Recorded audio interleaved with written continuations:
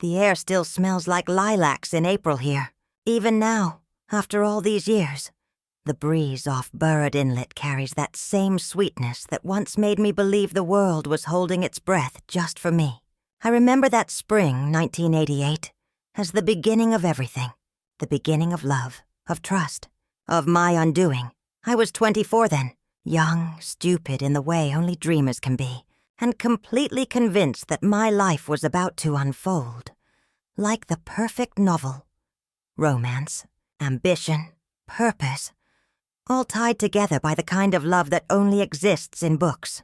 I had just started teaching English literature at a local high school. Shakespeare in the mornings, Bronte in the afternoons. It felt poetic, really. I was building a life one annotated passage at a time. And then came David Munro. I met him at a poetry reading on Granville Island. He stood near the back, leaning against a brick wall, thumbing through a battered copy of Neruda's 20 love poems and a song of despair. There was something careful in the way he listened. His eyes didn't dart around the room like the others. They stayed fixed, almost too long, as if he were weighing every syllable. When he finally approached me, it was with the kind of quiet certainty that only a man who has been adored too often knows how to wield. He asked me what I thought of the final stanza. I said it broke me. He said, "Good poetry should ruin something inside you." I fell for him right then. Hard, fast, with no breaks and no warning. David had a voice like melted wax. Soft, slow, thick with emotion he never quite let spill. He worked as a copy editor for a small publishing house downtown and kept journals, always half filled with metaphors about the sea.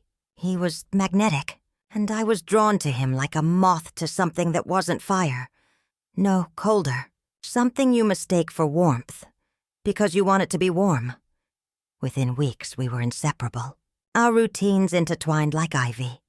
Late-night coffee at Kitsilano cafes, early morning walks through Queen Elizabeth Park, hours lost in bookstores. He quoted Rilke. I argued for Dickinson. We spoke about building a life together, like other couples spoke about weekend plans. I saw forever in him, and for a time I believed he saw the same in me. But life never just offers you one thing at a time. It was late May when Elise arrived in Vancouver. She stepped off the Greyhound bus wearing a sunflower yellow coat and a scarf made of crushed velvet in 5 different shades of red. She always had this way of dressing like she was auditioning for a film only she knew about. Elise was 21, vibrant, freshly minted from art school in Toronto, and already buzzing with plans for gallery showings and mural projects she hadn't even pitched yet. She ran to me at the station like we were still kids, her arms tight around my neck. "Mags," she said, "you smell like Vancouver." I didn't know what that meant, but I laughed anyway. She had that effect, making the ordinary feel cinematic. I had always been the cautious one. Elise was chaos wrapped in color. Growing up, I shielded her. When our parents split and our mother sank into her wine glasses, I made sure Elise brushed her teeth, got to school, didn't read the hurt in our mother's eyes as something she was responsible for. I was part sister, part parent, always the steady hand on her back. Now she was here, older but still just as hungry for life, for art, for experience. I offered her the spare room in my 2-bedroom apartment in Kitts. She didn't hesitate. "You sure?" she asked, eyes twinkling. "You might get sick of me." I told her that was impossible. The first time David met her was over dinner. He came by with a bottle of red and a poem scribbled in his pocket. Some new verses he wanted to read to me. Elise opened the door. Her paint-stained fingers and frizzy hair were the first things he saw. He smiled in that polite way he always did with strangers, and I introduced them. Elise leaned in, took his hand with both of hers and said, "Ah, the mysterious David. Finally." It was meant to be charming, and it was. Harmless. That's what I told myself. We ate pasta with too much garlic and talked about absurd things. The meaning of clouds in abstract paintings. Whether Sylvia Plath would have been a good dinner guest. David said Elise had an interesting mind. Elise told me later he had a soulful mouth. We laughed. I didn't hear the warning bell then. Or maybe I did and chose not to listen. Because I was happy. Utterly, deliriously happy. And yet, even happiness has a pulse. And sometimes it skips. It was small things at first. The way David lingered a little too long on her sketches, flipping through her portfolio, with a quiet intensity I hadn't seen before. The way Elise listened when he read his poems aloud, her eyes soft, like she was seeing something I wasn't. The times I'd come home from work and find them mid-conversation, laughing, close, but not too close. Nothing inappropriate. Nothing I could name.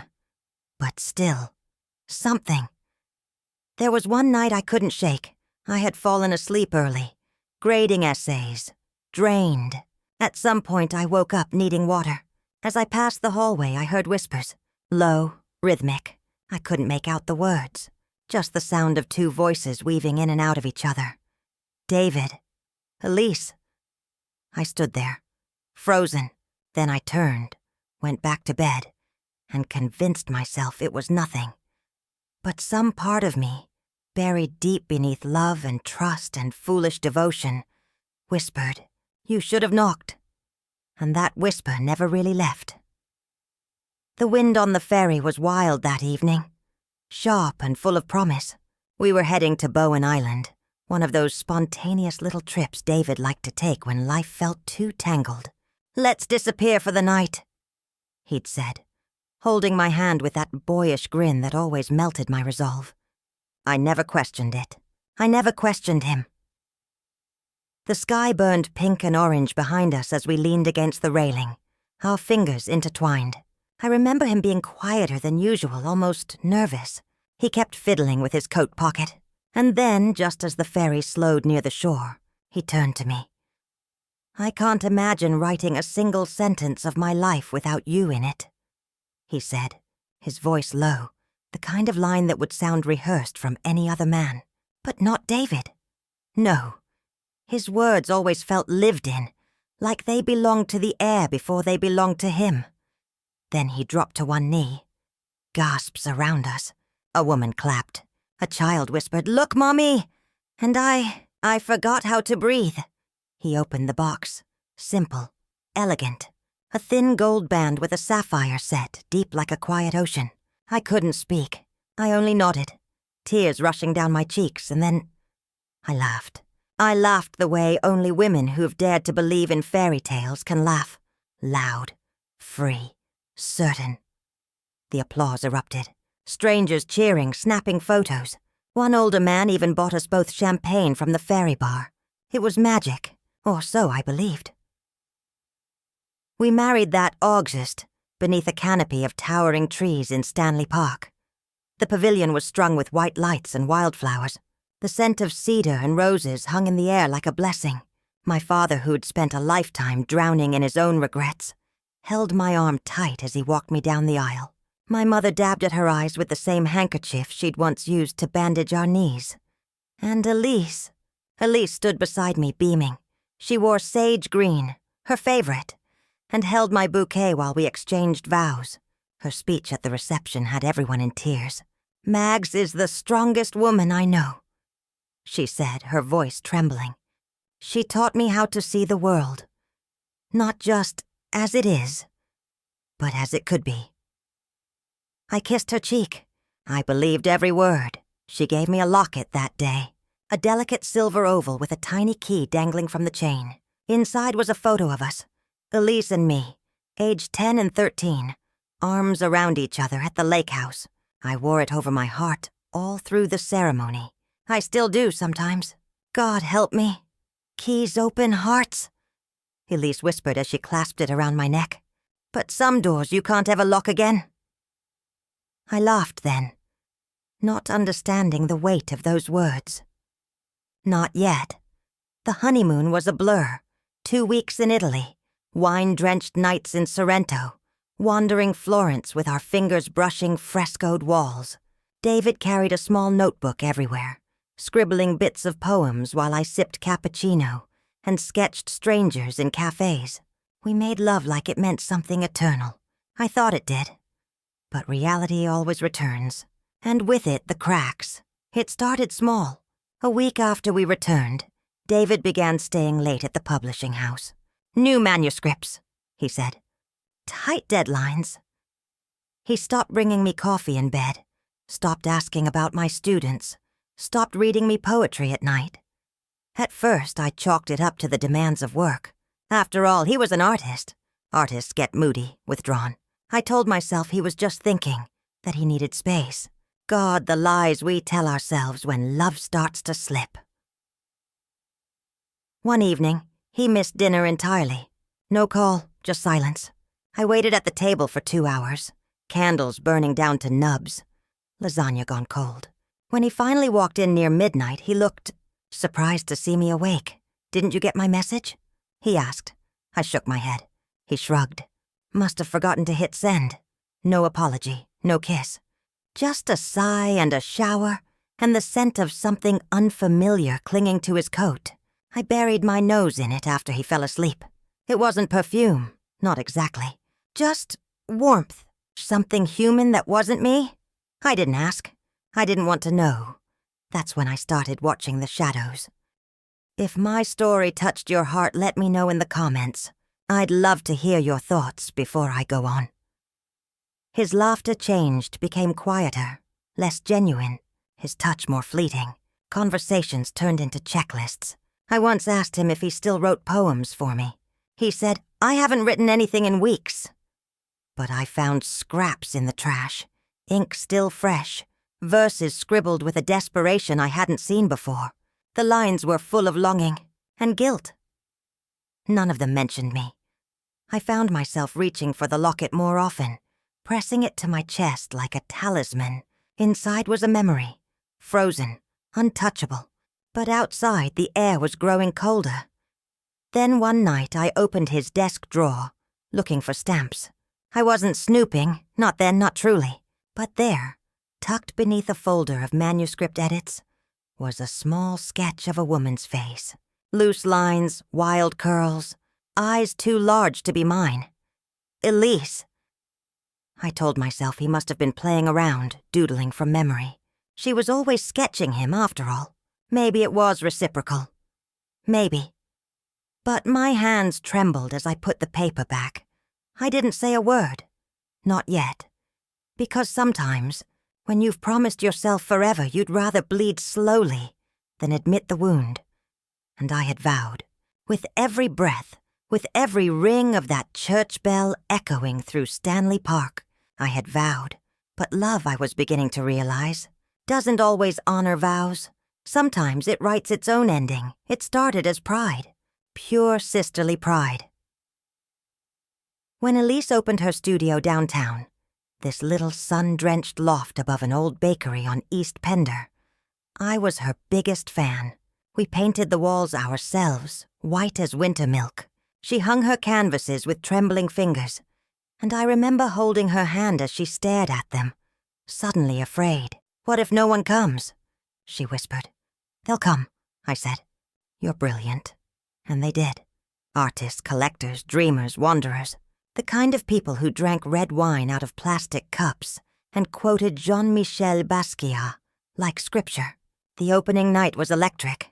Elise wore a black velvet dress, barefoot on the hardwood floor, her hair tied back with a paint-splattered ribbon. David stood beside me, hand on my waist, eyes darting around the room, drinking in every frame, every brushstroke. He was impressed. "She's good," he said quietly. "Really good." I was proud. Of both of them. David started dropping by the studio often after that. At first, it made sense. He was working with local writers and visual artists through a new cross-medium anthology. Elise was a natural fit. He'd bring her coffee, sit on the window ledge, offer notes on her compositions. "Too much blue," he'd say. "Try leaving more negative space." She'd argue, laugh, throw paint at him. They had this spark. Not romantic. Not at first. Or maybe I just didn't want to see it. I told myself it was charming. My husband mentoring my baby sister, encouraging her, believing in her. I even joked about it to friends. They're the new Hemingway and Carlo. I'd laugh. Without the drinking or the drama. But then the whispers started. It was a Tuesday morning. Spring again. A day so normal it almost feels cruel. In hindsight, I was walking past the staff lounge at school, arms full of midterm essays, when I heard my name. Soft, hesitant, followed by a sharper voice I didn't recognize. "I saw him," the sharper voice said. "David Monroe, leaving Elise Sinclair's studio the night of her gallery show. Late, too late." A pause. Then laughter, not unkind. "Just curious. Maybe they're just close," the first voice said. I stood there, frozen, essays slipping slightly in my arms. That night I confronted him. We were in the kitchen. The sink dripped rhythmically, a sound that now reminds me of dread. David stood by the stove, heating soup. I leaned against the counter, arms folded. "I heard something today," I said. My voice sounded too calm, like I was reading someone else's line from a script. He looked up, blinked. "Yeah? Someone saw you leaving Elise's studio late. After her opening," he didn't flinch. "That was the worst part. He didn't even blink. It was nothing," he said. "We were just talking, celebrating. I stayed to help her clean up." "Alone?" A slight hesitation. A blink. Then, "Yeah, her assistant left early. It was just us." "But Margaret, come on. It's Elise." He laughed then, not cruelly, not nervously, just casually, like I was being silly. And God help me, I wanted to believe him. I needed to believe him. Because the alternative wasn't just betrayal. It was a kind of obliteration. "She's like a kid sister to me," he said, his hand brushing mine. "You know that." I nodded. "Too quickly." "Of course." But that night, I didn't sleep. I lay in bed beside him, listening to his breath, wondering how many lies a person can fit between inhaling and exhaling. I stared at the ceiling and replayed their laughter, their glances, the way he said, "Elise," like it was a secret only he was allowed to keep. The days blurred. I found myself behind at work, grading essays twice, forgetting I already had, losing patience with my students. I once snapped at a boy for asking if T.S. Eliot was depressed. I couldn't explain why. I just wanted silence. At home, I grew quieter. I smiled less. My appetite vanished. I started waking at 3 a.m., cold sweats, heart racing. I'd creep to the kitchen and stare out the window. The city lights blurred through tears I hadn't earned yet. Because nothing had happened, right? Not officially, no proof, no lipstick on collars, no letters or texts or gasps behind closed doors. Just suspicion. But suspicion is a sickness. And it spread. I began watching her. Elise, my wild, bright, barefoot in the studio sister. I watched the way she talked about David, the way her smile faltered for half a second when I mentioned his name, the way she avoided hugging me tightly, like she was afraid something might spill out. One afternoon, I stopped by her studio, unannounced. The door was locked, lights on, her voice inside, soft, tense, another voice, David's. I stood there for 3 whole minutes. Then I knocked. She opened the door too fast, startled. "Oh, Mags," she said. "I didn't know you were coming." David was by the window, a coffee in hand, his face unreadable. I pretended to forget why I was there, made up something about a dinner invite, stayed 10 minutes too long, asking about her paintings while she stammered through answers. Her cheeks flushed. When I left, I told myself again, "It's nothing. They would never." But in my gut something shifted. The door between us had cracked. And once a door cracks, you start hearing everything. Even the things you don't want to. Even the things that will ruin you. The phone rang just after midnight. I remember the sound. It cut through the silence like a scream underwater. I was already half awake, hovering in that uneasy space where sleep teases but never takes you. David wasn't home. He'd said he was having drinks with a new author, young but promising. He'd told me, brushing his lips against my forehead as he left, the scent of cedar and sandalwood clinging to his coat. That was hours ago, and now the phone was ringing. I reached for it, pulse already pounding. Mags. Elise's voice was small, too small, and it was shaking. Elise? What's wrong? I'm at David's. I didn't know who else to call. My heart stopped. The words made no sense, and yet they did. They made perfect, horrifying sense. I didn't even change out of my robe. I grabbed my keys and drove, barely seeing the road, headlights smearing across the rain-slicked pavement. The city looked different that night. Colder, more secretive, like it knew something I didn't. David's building was quiet.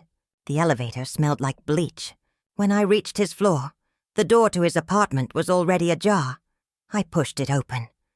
Elise stood in the middle of the living room. Her mascara had bled into bruised half-moons under her eyes. She looked smaller than I had ever seen her. Vulnerable. Lost. I didn't ask what happened. I couldn't. She opened her mouth. Nothing came out. Elise, I whispered. And then she said it. Just 3 words, and the world as I knew it cracked in half. We kissed. Once. The floor vanished beneath me. I couldn't breathe. I didn't mean for it to happen, she said quickly, stepping forward.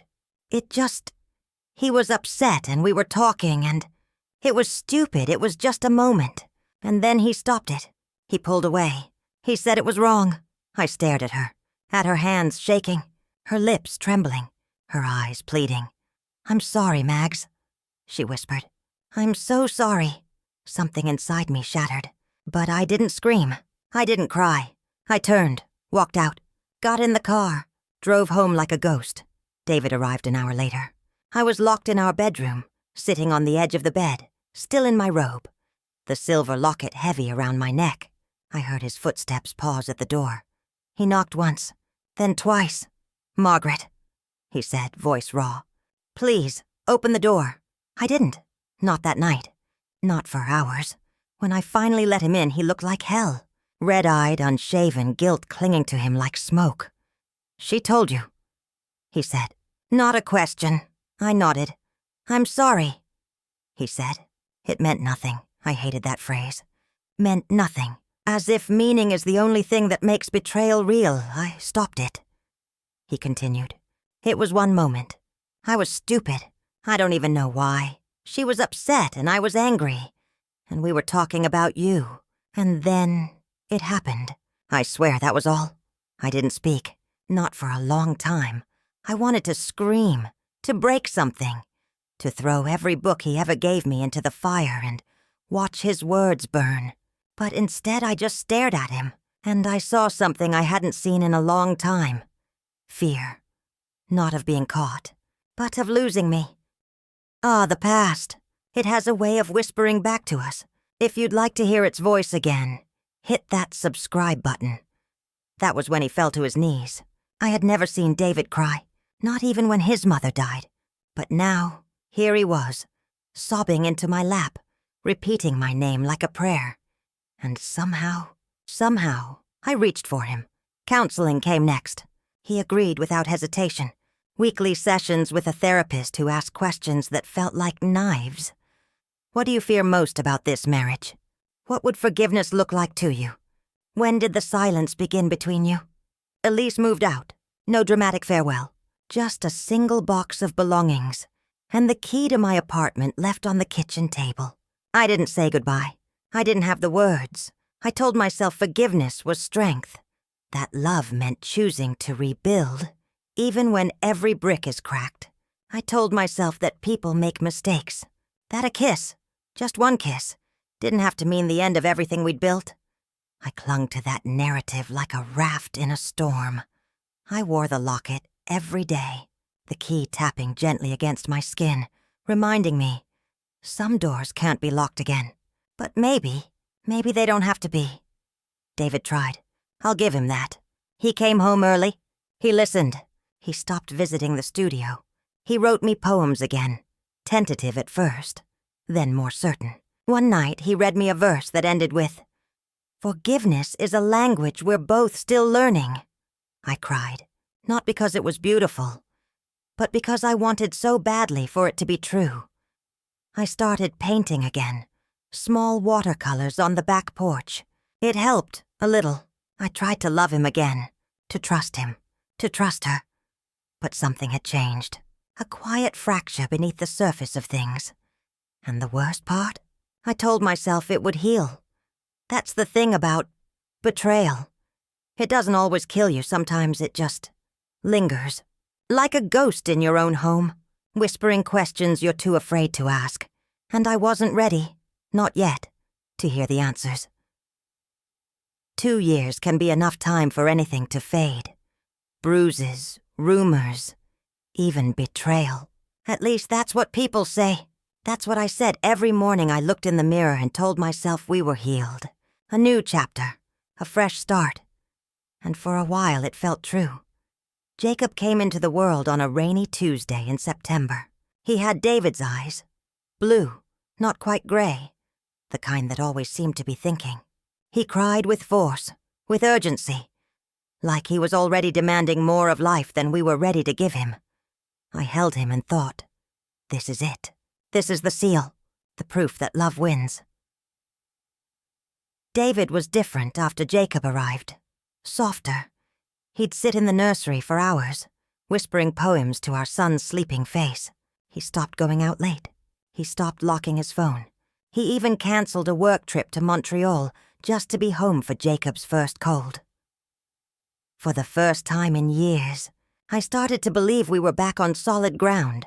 Elise, meanwhile, became something else entirely, someone I barely recognized. Her studio success exploded after she moved out. She was showing in New York, Tokyo, Berlin. Commissions flooded in. Her name was on gallery rosters I only read about in magazines.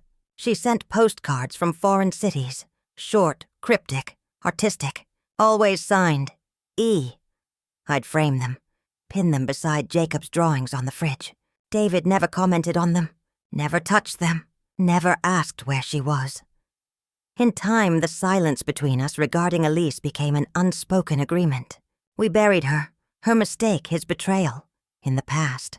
Like an old diary sealed in a box we both swore never to open again. But boxes have a way of unlocking themselves. Marion, my best friend since undergrad, never really forgave David. She tolerated him for my sake, showing up with casserole and biting wit when Jacob was born. But her smile never reached her eyes when she spoke to him. "You're stronger than I would have been," she told me once, while we folded Jacob's onesies. But strength isn't always the same as denial. I didn't answer her, because how do you explain the quiet, necessary kind of strength? The kind that doesn't look like victory, but survival. Then there was Simon Weston, David's longtime publisher, who looked at Elise's artwork like it was a confession. He came by one night for dinner. Just business, just catching up, nothing unusual. He brought an expensive bottle of wine and complimented the risotto like it was made of gold. But then he saw the postcard. Berlin. Elise had sketched a small charcoal drawing of a woman, leaning from a hotel balcony. There was something haunting in the posture. Longing, maybe. Regret. She hadn't signed it, but we both knew it was her. Simon stared too long. "Your sister's got fire," he said, smiling at me, but not really at me. "She's dangerous. In the best way." I laughed awkwardly. "She's talented." He sipped his wine. "Oh, I wasn't talking about the art." David shifted in his seat. Just a flicker, barely visible. But I saw it. And suddenly, the warmth in my chest turned cold. That night after Simon left, I watched David tuck Jacob in. He looked the same. Same soft smile, same familiar lean against the doorway. But the air between us felt stale, fragile. I started having the dreams again. Corridors. Long, endless corridors with wallpaper that peeled like old wounds. I'd walk them barefoot, always searching for something I couldn't name. And always, there was a shadow at the end of the hall. Elise's silhouette, her outline unmistakable, barefoot, hair wild, scarf trailing like smoke, and beside her, David. He never looked back in the dream. She did. She looked back with eyes that weren't sad or sorry, but knowing, as if she'd always been waiting there, in that endless corridor, and I had just been too blind to see her. I'd wake up drenched in sweat, my hands clenched, my throat dry. Sometimes Jacob would be crying, sometimes not, but the sound of my own pulse would echo in my ears like footsteps, chasing me down the hallway. I could never quite escape. During the day, it was easier to silence the voice inside me. I filled my time with Jacob's schedule, schoolwork, dinner, laundry. I kissed David goodnight. I answered Elise's postcards with polite little texts. I made plans with Marion. I stayed busy, distracted. But the dreams returned, again and again. Sometimes Elise whispered in them. I couldn't make out the words, just the tone.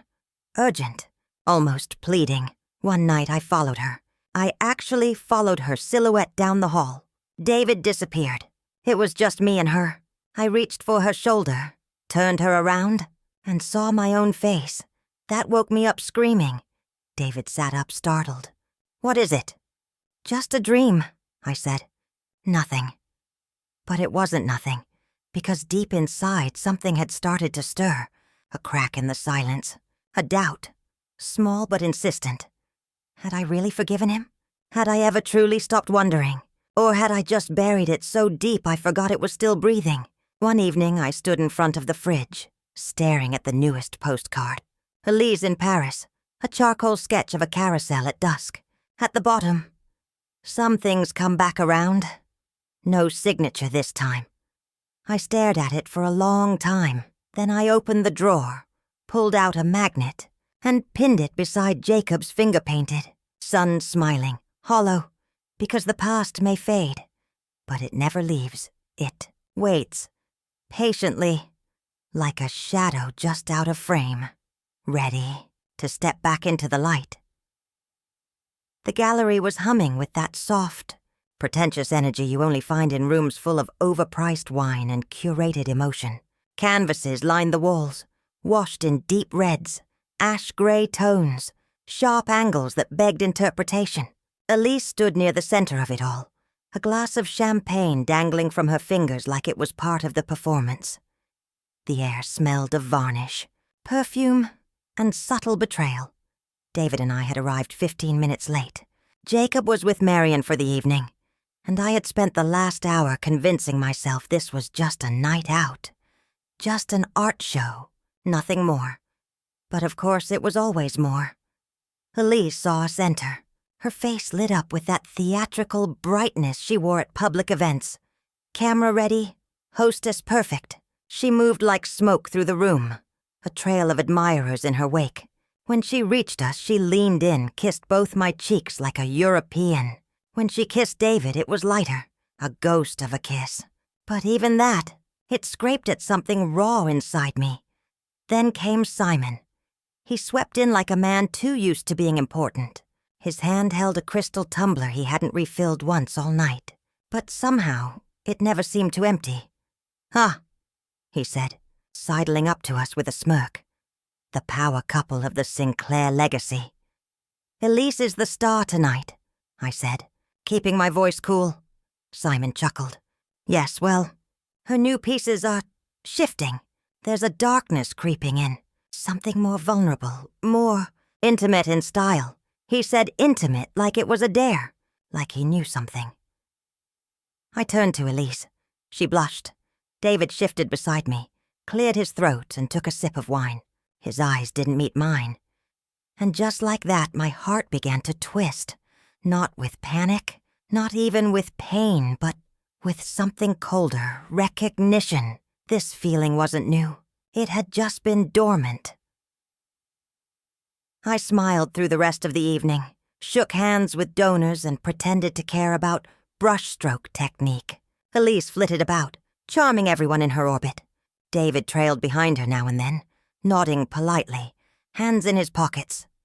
But in the pit of my stomach, something ugly coiled. We left early. David said he had a headache. I said I was tired. In truth, we were both lying. When we got home, the house was dark.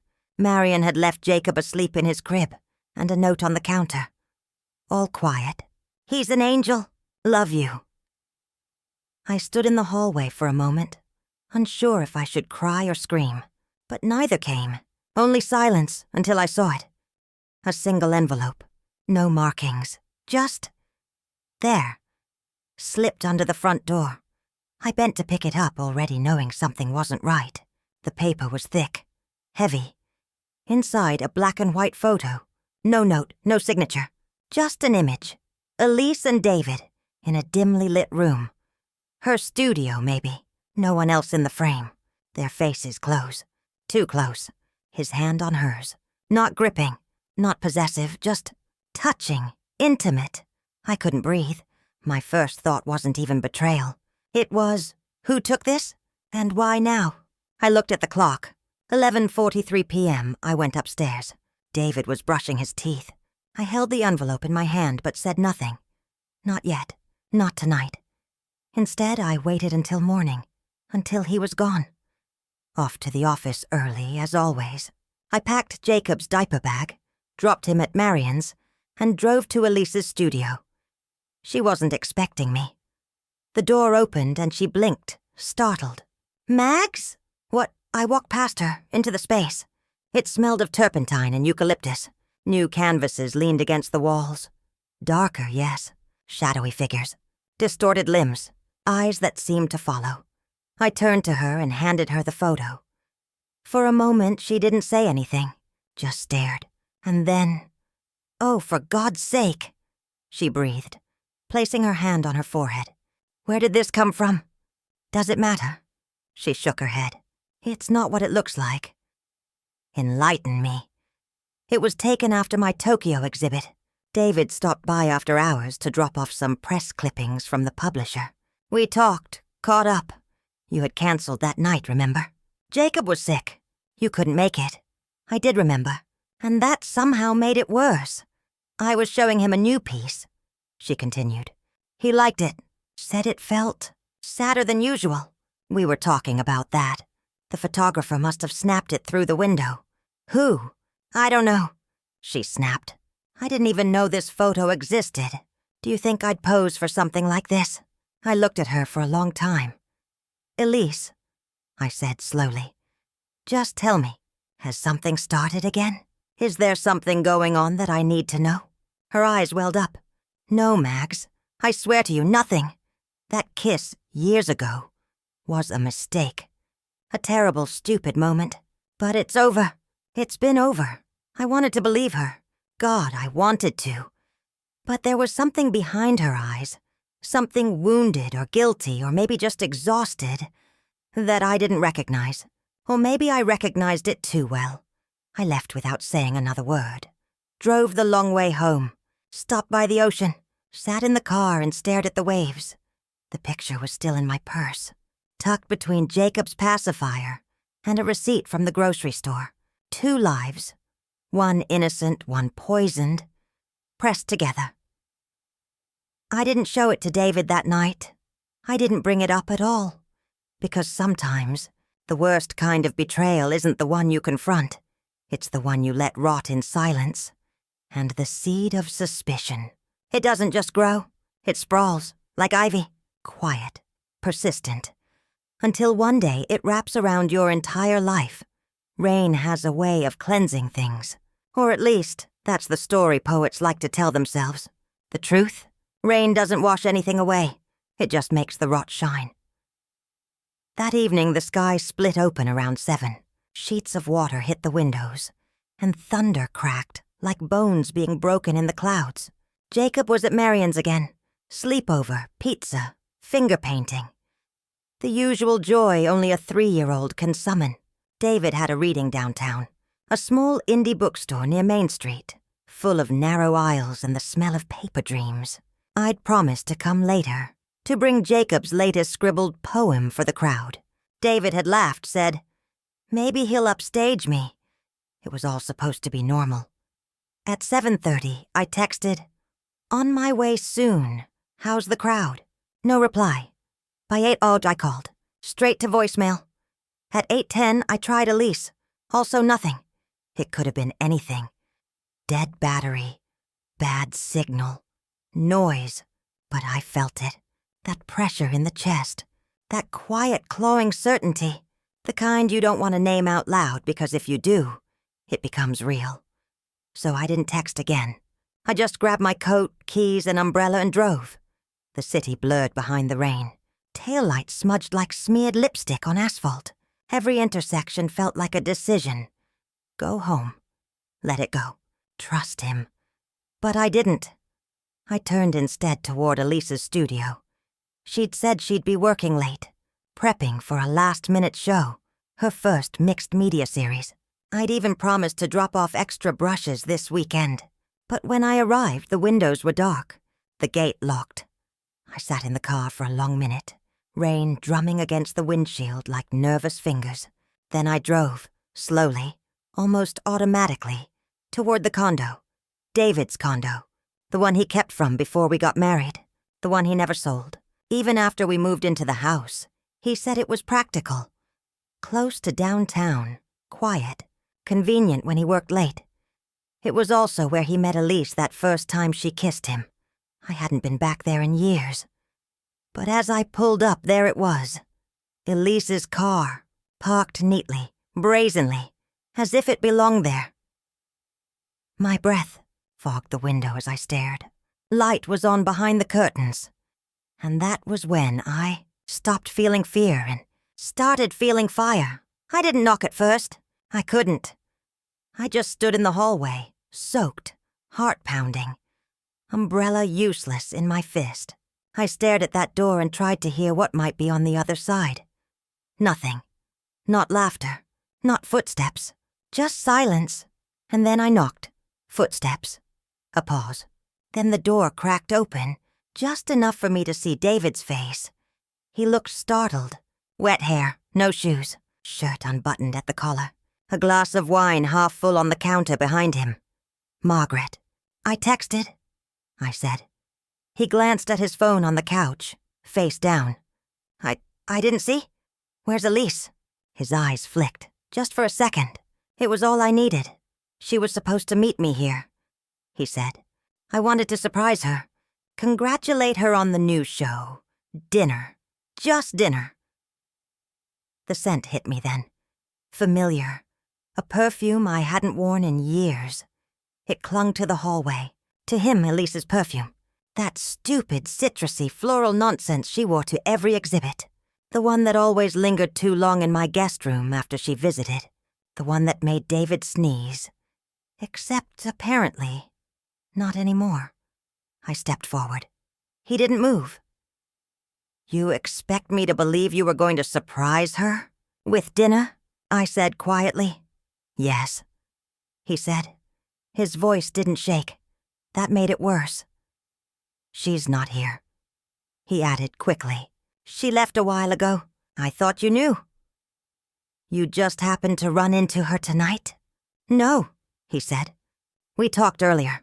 She mentioned the studio was locked, and Margaret, nothing happened. I wanted to believe him. Just like I'd wanted to believe him 2 years ago. Just like I'd wanted to believe Elise when she said it was a kiss and nothing more. But the thing about lies is they leave a scent, a trail, a room too quiet, a wine glass too full, a button too undone. And perfume, especially hers, was the kind of scent that doesn't show up by accident. I stared at him for a long, aching second.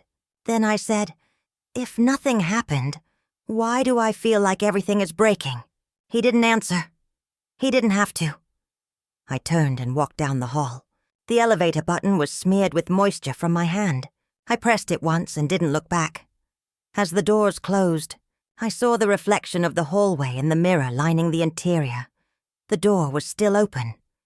David stood there, but he didn't follow. He didn't even move. Back home, I sat in Jacob's room for an hour, watching him sleep. His soft, even breaths were the only thing keeping me grounded. That tiny heartbeat, steady and real. I held the locket at my neck, the silver key cold against my skin. I used to believe forgiveness was strength. Now I wondered if forgiveness had just been denial, wearing its Sunday best. Because this wasn't a mistake, this wasn't a moment, this was a pattern. And somewhere between the rain, the wine and the lie in David's eyes, I realized something. The fire hadn't started tonight. It had been smoldering all along. The house was too still when I walked in, not quiet still, like everything had paused, afraid to breathe, waiting to see what I would do next. I closed the door softly behind me, as if loudness would make it more real. Jacob was asleep. Marion had left a nightlight glowing in the corner of his room. He lay curled on his side, tiny hands tucked under his cheek, like he was dreaming about something gentle. Maybe flying, maybe dinosaurs, maybe nothing at all. I stood in the doorway for a long time, watching him, thinking about how small he still was, about how many things he didn't yet know, that his father might be a liar, that his aunt might be something worse, that sometimes the people you love most are the ones who take the sharpest parts of themselves and carve you open with them slowly, smiling. And yet, as I watched Jacob sleep, something else bubbled up in my chest. Resolve. David arrived home just after midnight. He didn't knock. He didn't call out. He just opened the door like someone coming back to a fire he'd only half extinguished. His hair was still wet. His eyes hollowed from either guilt or performance. I couldn't yet tell which. He found me in the kitchen, sitting at the table with a mug of untouched tea. "Margaret," he said. I didn't look at him. "I'm sorry," he added. "You have to know that. Whatever you think happened, I know what happened."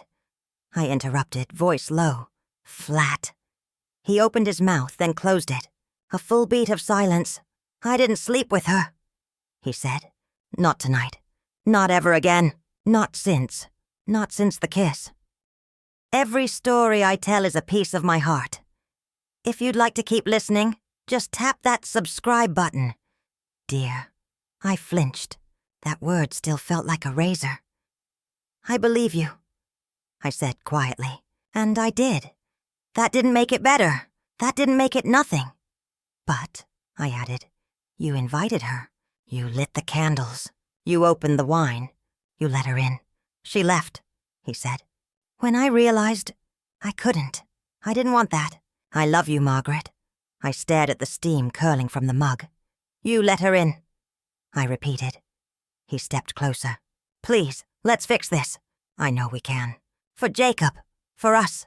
And that's when it happened. My choice. I could have screamed. I could have left. I could have packed Jacob's bag, taken the car, gone to Marion's, filed papers, started the long unthreading of a life built around false peace. But I didn't. I looked at David, the man I'd loved, the man who'd betrayed me, the father of my son. And I chose silence. For Jacob. For the image of family. For the story I wanted to believe. "I forgive you," I said. He exhaled, relief flooding his face, hands trembling as he reached for mine across the table. But I didn't move. I let him hold my fingers, let him feel like he'd won something back. Inside, I felt hollow, carved out, not with rage, not even grief, but with clarity. That night, I lay beside him in bed, listening to his breath slow with sleep. He curled toward me, seeking warmth, habit, familiarity. He didn't notice the way my back stayed stiff, my eyes stayed open, my hands stayed clenched beneath the sheets. Tears threatened, but I didn't let them fall. Not because I wasn't hurting, but because crying felt too intimate, too raw, like something I didn't want to share with him anymore. I stared at the ceiling and made a decision. I would carry on. I would smile when needed, hold Jacob's hand when he asked, kiss David goodbye when he left for work, attend family dinners, frame new postcards from Elise. But I would do it all knowing something they didn't. Wasn't healing. I was watching. I was Waiting, because sometimes forgiveness isn't mercy, it's strategy, and sometimes silence doesn't mean surrender. It means the storm hasn't started yet. The internet arrived like a whisper in our lives at first. A slow hum, a new kind of static. David called it a writer's paradise. A place where thought could move faster than paper, where ideas could breathe in real time. I found it less romantic. More like a vast, sleepless city where shadows had usernames and memories never quite disappeared. By the early 2000s, the world had shifted. Jacob was in grade school, a shy, bright boy with his father's eyes, and my habit of retreating into books when reality pressed too hard. David had published a third collection, one that critics called mature, reflective, deeply haunted. I wondered if anyone suspected who the ghosts were. As for Elise, she was thriving. That's the word people used. Thriving. Her name was mentioned in art blogs and gallery circuits with reverence. Her work described as emotive, fractured, aggressively intimate. She traveled more now, gave talks, judged exhibitions, but she didn't call. Not anymore. We saw each other only at family events, funerals, holidays, the rare birthday. Each time she hugged Jacob with a softness that made something ache in my chest. And then, one day, I saw it. The painting. I wasn't looking for it. I'd simply been browsing through an arts feature online, one of those 10 Canadian artists redefining intimacy pieces. And there she was, Elise Sinclair. The canvas filled the screen, roughly 6 feet tall. Abstract but not indecipherable. 2 female figures, mirrored but not identical. One stood with her hands behind her back, looking up. The other crouched, face hidden, as if ashamed of being seen. They shared one backdrop. A sky cracked open, as if just after a storm. The painting's title. 2 women, one sky, and beneath a caption scrawled in her familiar, careless style. "We are all halves." I stared at it for what felt like hours. There was no explanation, no commentary. But I knew. I knew she wasn't painting women. She was painting us. That night, I sat on the couch long after David had gone to bed. The soft tick of the wall clock marking every moment I couldn't unsee it. The symmetry, the familiarity in the brushstrokes, the way the colors bled into each other like a wound refusing to close. A part of me wanted to call her, to ask, to dare her to explain it, but I didn't. Instead, I bookmarked the page. Then, just as I was about to shut the laptop, my email pinged. New message, no subject. I opened it. One line. "Do you ever look in his eyes when he thinks you aren't watching?" Signed. I froze. There was no return address, just a jumble of characters, and a server I didn't recognize. My hands hovered above the keys, as if a reply might open a door I wasn't ready to walk through. Was it Elise? Or someone pretending to be her? Or something else? I reread the message. Again. Each time it struck a different chord. It wasn't a question. It was a reminder. And the worst part? I had looked dozens of times, hundreds. In the quiet of the morning, over coffee, when he helped Jacob with homework, when he fell asleep beside me with his book still open. And yes, sometimes I'd catch something there. A flicker. Not guilt, not longing, something stranger. A kind of detachment, like a man visiting his own life rather than living in it. I closed the laptop. The air felt heavy. The next morning I said nothing. Made pancakes. Laughed when Jacob spilled syrup on his shirt. Kissed David goodbye as he left for a meeting. But my mind never left the email. That signature. Elise. Or some faceless watcher. A fan of hers who saw too much? Someone who noticed what I had refused to see for years? That night I looked up the painting again. Read the comments. One said, "Feels like betrayal turned inward." Another, "It's like the painter knows what it means to split in two just to survive." I printed the photo, folded it carefully, tucked it into the back of my journal behind a picture of Jacob on his 5th birthday, and I whispered, to no one at all, I see you. Because that's what these invisible threads were, weren't they? A tug, a pull, a message hidden beneath a brushstroke, or a late-night email, or the way David still hesitated before saying I love you. They weren't proof. They were signs. And signs don't lie. People do. Alice was a breath of fresh air in the dusty corridors of the high school where I taught. She arrived quietly one September, a new writing teacher with a warm smile and a presence that seemed to light the dimmest corners of the staff room, where I'd been retreating into myself, burdened by shadows I couldn't shake. Alice was steady, kind, and effortlessly attentive. We bonded over lesson plans and literature, then over coffee breaks that stretched longer than they should have, and finally over whispered confessions in the empty classroom after hours. She listened in a way that made me feel seen, a rarity in these late years. I told her about my past, though not everything. Some wounds are too fresh, even decades later. I told her about David, about Elise, about the scent of betrayal that clung to the edges of my memory. I told her about the late nights when I lay awake, clutching the silver locket Elise had given me, and the growing suspicion that forgiveness was not the balm I had thought it was. Alice didn't judge. She just nodded, sometimes with a gentle sigh, sometimes with a knowing glance, as if she had walked her own path through similar storms. One evening, after school had emptied and the halls were silent except for the faint hum of fluorescent lights, Alice slid a notebook across the desk to me. "Try these," she said softly. "Writing prompts. Sometimes putting it all on paper helps, even when it hurts." I opened the notebook, skimming the pages. The prompts were strange and haunting. Write about a love that betrays you, but refuses to let go. Write a letter to the person who stole your trust. Describe the moment you realized forgiveness might be poison. The words struck too close to home. "Where did you get these?" I asked, feeling an unexpected chill. She smiled faintly, almost apologetically, just exploring universal pain. "You know, things we all feel but don't say. Sometimes writing lets us speak the unspeakable." I wanted to believe her, but part of me whispered the truth I tried to ignore.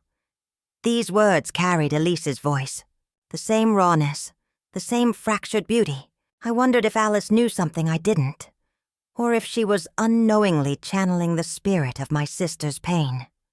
That night, as rain drummed softly on the window panes, I returned home to find a small envelope slipped under my door. No name, no stamp. Just my name written in delicate, familiar handwriting. Inside was a letter, unsigned. You forgave him because you thought it would end. But endings are lies. The words sliced through me like a shard of glass. Who had written this? Elise? Someone else? Or was it the echo of my own buried fears? I held the letter close, my hands trembling. The past was not done with me yet. The decision to leave wasn't sudden. It was a slow unraveling, like threads pulled gently from a tapestry, until the whole thing just came apart. I packed a bag, loaded Jacob into the car, and drove west, chasing silence and space, trying to find a version of myself that didn't ache with every breath. For months I lived in the rhythm of new places. Bellingham, Victoria, even a brief stint in Seattle. Places where no one knew my name. No one whispered about the broken marriage or the quiet cracks in my smile. I'm curious, how would you have reacted if this happened to you? Leave me a note below. I threw myself into teaching, into motherhood, into the tender, exhausting work of rebuilding a life piece by piece. Jacob thrived, his laughter a balm to my soul, his small hands clinging to mine as we explored new parks, new bookstores, new worlds. And for a while I almost believed I could leave the past behind. But David was relentless. His calls started as soft apologies, gentle voices on the other end of the line begging for another chance, for forgiveness again. He sent flowers, letters, poems he said were written just for me. He showed up at school events, at Jacob's birthday parties, with that disarming smile that once made my heart race. And then, On a cold winter morning, everything shifted. I was back in Vancouver for a conference, a poetry reading held in a small, dimly lit cafe near Granville Island. The air smelled of wet earth and coffee, and the room hummed with quiet anticipation. I had almost forgotten I was coming, too caught up in my own world to expect anything from David. But there he was, standing by the stage, wearing the same old jacket he used to wear on our first date, looking both nervous and determined. After the readings, as the crowd thinned, he approached me, hands trembling slightly. "Margaret," he said, voice low but steady. Before I could answer, he pulled from his pocket a small box. I opened it. Inside lay a vintage opal ring, its milky surface fractured by a crack that ran diagonally across one side, catching the light in a way both beautiful and imperfect. "It's not perfect," he said, "but neither are we. I want to try again, to be better, for you, for Jacob, for us." I looked at the ring, the crack, the promise, and I thought about all the nights I lay awake, carrying grief that wasn't mine alone. All the moments I had forgiven, forgotten, tried to heal, and I said, yes, not because I believed in fairy tales, not because I was certain this time would be different, but because I was tired. Tired of carrying the pain alone. Tired of feeling like I was the only one trying to hold the pieces together. Sometimes, hope isn't a blazing flame. Sometimes it's a flicker. Fragile, uncertain, but enough to keep you moving forward. As I slipped the ring onto my finger, cold against my skin, I wondered, was this the start of healing? Or just another chapter in a story I was destined to relive? Only time would tell. Returning to the old house felt like stepping into a shadow I had long tried to outrun. The same worn hardwood floors creaked beneath my feet. The familiar scent of cedar mingled with faint traces of David's cologne, lingering stubbornly in the air. But now, the walls seemed thicker, heavier, as if they were holding their breath, watching me closely. I told myself this was home again, a place where we could rebuild. For Jacob's sake, if nothing else. Elise came to visit not long after I moved back. She arrived with the bright scarves she always wore, a box of paint tubes tucked under one arm, and a stack of canvases in the back seat of her car. Her laughter spilled through the rooms like sunlight, lighting corners I had forgotten existed. For a moment it was almost like old times. But then I caught the way she looked at David. Not sisterly, not casual.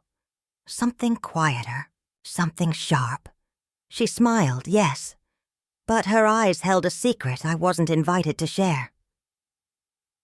Days later, while doing laundry, I found a small notebook tucked behind the detergent bottles. Inside were sketches, rough, unfinished, but unmistakably Elise's hand. Faces intertwined, hands reaching for shadows, fragmented forms that seemed to pulse with hidden pain. I pocketed the notebook but didn't mention it to David. Then there was the perfume. One morning, I found it faintly lingering on David's jacket. The scent wasn't mine. It was floral, sweet, but tinged with something unfamiliar, a ghost of a fragrance I associated only with Elise. I asked him about it. He claimed it was from a gift shop, a sample he'd picked up on a trip. I believed him, or at least I told myself I did one night. Standing by the bathroom mirror, brushing my hair before bed, I froze. Behind David in the reflection, I thought I saw her, Elise's silhouette, blurred but unmistakable, hovering over his shoulder like a shadow that refused to fade. Blinked, turned. No one was there, but the weight of that moment pressed on me long after. Wasn't sure if it was a trick of the light or a warning from my own restless mind. I called my mother the next day. Her voice was calm but firm when she answered. "Margaret," she said, "some things are better left buried, darling. Some ghosts don't like being disturbed." I wanted to tell her to stop, to say I could handle it. But the truth was, I wasn't sure anymore. Not about anything. Not about David, not about Elise. Not even about myself. The invitation arrived on an unremarkable Thursday, slipped quietly through the mail slot like a whisper I wasn't prepared to hear. I held it in my hands, fingers trembling, the glossy card cool against my skin. The elegant script read, "David Monroe and Elise Sinclair request the pleasure of your presence at their wedding celebration." Time stopped. My breath caught in my throat, an icy knot tightening deep in my chest. My eyes blurred as the words danced before me. Impossible. Surreal. They had married. David and Elise, my sister, my husband. Behind every laugh, every smile, every fragile moment I thought we were rebuilding, they had been planning this. I could feel the walls closing in, the old house suddenly unfamiliar, a stage set for a betrayal too painful to bear. I called David immediately, voice cracking with disbelief. "How could you?" I whispered. He was calm, almost too calm. "We waited until you were away with Jacob," he said quietly. "We wanted to keep it quiet, to avoid hurt. It wasn't meant to be a knife in your back." I laughed bitterly, the sound hollow and sharp. "A knife in my back? You think this wasn't betrayal?" Before I could say more, the doorbell rang. I opened the door to find Elise standing there, her eyes red-rimmed, tears threatening to fall, but her voice steady. "We didn't want you to find out like this," she said. "It wasn't easy. It never was. But it's done." David nodded beside her, eyes pleading. But I couldn't hear them anymore. I stepped back, the room spinning. How do you forgive a betrayal this deep? How do you face the sister who married the man you once vowed to spend your life with? The past came crashing down around me. Every secret, every lie, every stolen moment folding into a jagged, unbearable truth. I was left holding the shattered pieces of a life I thought I knew. And I wondered, how do you live with a wound that never truly heals? The revelation shattered the fragile illusion I'd been clinging to. But it also ignited a fire within me, a need for answers, for truths hidden beneath layers of lies and whispered promises. I couldn't let this go, not without understanding the full extent of the betrayal that had unraveled my life. I started quietly, cautiously, piecing together fragments of a puzzle I wished I'd never been forced to assemble. Public marriage records were easy to access. Elise and David's secret ceremony had been filed under a small town on the outskirts of Vancouver, away from prying eyes. No fanfare, no announcement, just a small, official document marking a union that had been forged behind my back. But the document was just the beginning. I reached out to mutual friends, former colleagues, anyone who might have seen what I had missed. Whispers emerged. Snippets of conversations overheard, glances exchanged when I wasn't in the room. People who had noticed the way David and Elise disappeared for hours, how their smiles held a secret they wouldn't share. Then there was Thomas Wu. Thomas was a retired detective who had moved in next door to us years before, a quiet man with keen eyes and an even sharper memory. I hesitated before knocking on his door, unsure if I wanted to open this particular box of secrets. But his face softened when I explained who I was and what I was trying to uncover. "I always thought there was something off," he said, settling into his worn armchair. "You see, I noticed David and Elise going into a motel a few times. Nothing fancy, just a cheap out-of-the-way place. Not the kind of place you go to for meetings, if you know what I mean." My heart sank. The motel visits weren't just innocent moments. Not just chance meetings between friends or collaborators. They were betrayals etched in secrecy. I confronted Elise first. Her eyes were steady, but there was a flicker of something I couldn't place. Defiance? Regret? Guilt? "I don't know what you think you've heard, Margaret," she said coldly. "David and we are who we are. You need to accept it." David was no better. His lies slipped easily off his tongue. "We made mistakes," he said, voice smooth but hollow. "But that's all in the past. I'm sorry you feel betrayed. Sorry." The word tasted like ash. The truth was fathomless. deeper and darker than I could have imagined. And every denial, every half-truth, only carved the wound wider. I was left standing amid the ruins of my past, grasping for something real in a world built on lies. The discovery came on a quiet afternoon, as I sifted through a dusty box tucked away in the far corner of the attic. Things I'd never quite had the heart to unpack. Old photo albums, letters, forgotten keepsakes that now felt like relics from a life that no longer belonged to me. At the very bottom, beneath layers of paper and fabric, I found it. A leather-bound journal, worn and creased, its edges softened by years of handling. The cover was unmarked, but I recognized the handwriting inside immediately. David's. With trembling hands, I opened the journal, the pages filled with his confessions. Raw, honest, and devastating. He wrote about Elise in a way that made my chest tighten. The desire that burned beneath polite conversation, the guilt that gnawed at him in the dead of night, and the paralyzing fear of being caught. Each entry was a window into a soul torn apart by his own choices. One passage stood out, scrawled hastily in ink that had bled through the page. One day, I'll have to choose, and I already did. The weight of those words pressed down on me, a crushing reminder that the man I had loved had already decided my fate without me. As if the journal wasn't enough, tucked between the pages was a folded letter in Elise's handwriting. Careful, deliberate, but full of pain. I can't live like this. I love you, but I hate who it makes me become. Every moment with you is a battle between what I want and what I know is wrong. I'm losing myself, David, and I don't know if there's a way back. The letter was never sent. It was a confession hidden away. Like a ghost, neither of them wanted to confront. I held the journal and letter close, my hands shaking not just with anger, but with a sorrow that ran deeper than betrayal. A sorrow for the love that was never meant to be, for the lives we'd all shattered in its wake. The truth wasn't just in what they had done, but in what they had lost. And now, with these hidden voices laid bare, I had to decide what to do with the fragments of a story I never wanted to read. The room was thick with silence as I stood, the worn leather journal trembling in my hands. The air felt heavy. Each breath weighted with the ghosts of years past. David, Elise, and Alice sat across from me, their faces etched with anticipation, guilt, or perhaps a desperate hope I could no longer share. Alice, steady and calm, was there by my side.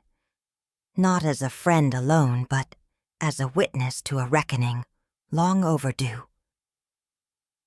I began to read, my voice steady despite the tremor inside me. I spoke the words David had written, the raw confessions of desire, guilt, and surrender to a love that tore us all apart. The room seemed to shrink with each phrase, the walls closing in around the truth that could no longer hide in shadows. I read Elise's letter next, her haunting admission of love and self-loathing, the agony of living a life fractured by impossible choices. As I spoke the words aloud, I watched Elise's composure crack. Tears spilled down her cheeks, and her shoulders trembled with the weight of years of silence and denial. David's eyes pleaded for mercy, for forgiveness, for some shred of hope to salvage what remained. But I felt none of the old love, only the raw ache of betrayal, and a resolve hardened by time and pain. I took a breath, and with a voice that was both quiet and unyielding, I said, I wish you no ghosts, but I can't live as yours. In that moment, I reclaimed myself, not as a victim of their choices, but as a woman who had endured, who had fought to find her own truth amidst the ruins. I told them that I would file for divorce, severing the ties that bound me to the man who had chosen another, to the sister who had become a stranger. I declared that I would cut all ties with Elise, protecting my heart and my son's future from further harm. Jacob was my anchor, the reason I would rise, even when the storm threatened to consume me. The days that followed were a blur of paperwork, whispered conversations, and quiet moments of reflection. Each step toward freedom was both a release and a reminder of all I had lost. Months later, I stood on the balcony of my new apartment, rain falling softly around me. The city lights shimmered through the mist, distant and indifferent.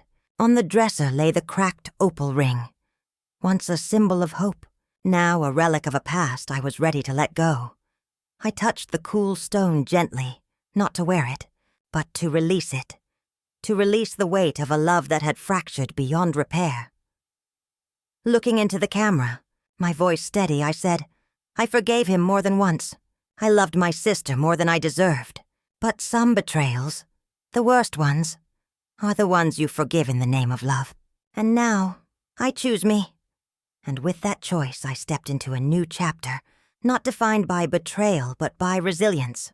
Not by loss, but by the fierce, unyielding hope that even shattered reflections can show us who we truly are.